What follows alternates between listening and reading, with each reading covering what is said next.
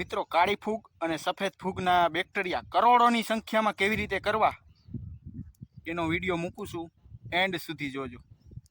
મિત્રો આપણે છાણિયું ખાતર છે એકદમ મોરમ, બરોબર. આ છે ટ્રાઇકોડ્રામા અને આ સુડોમોનાસ છે અને આ ડબ્બાના ગોળનું પાણી છે અને આ ગૌમૂત્ર છે.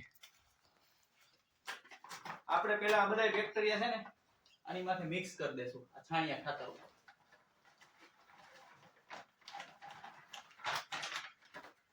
એ વ્યવસ્થિત ખાપી લેવાના છે.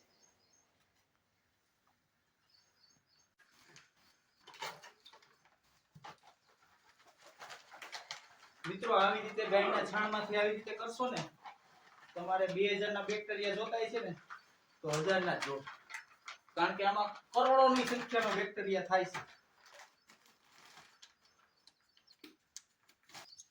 તો મિત્રો હે ને આ રીતે બરોબર મિક્સ કરી લેવાનું છે.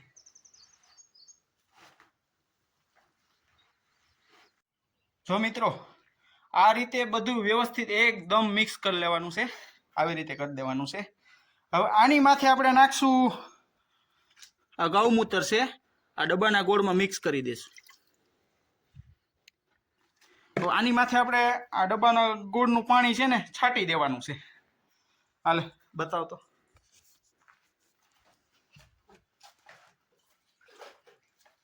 આ રીતે ભેજ રીએ અને આ રીતે છંટકાવ કરી દેવાનો.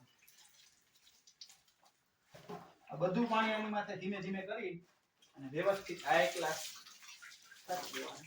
ગૌમૂત્ર અને ડબ્બાનો ગોળ છે. હવે મિત્રો છે ને આપણે આ ભીના કોથળા કરી એકદમ ભીના કોથળા કરી આની માથે મૂકી દેવાના છે.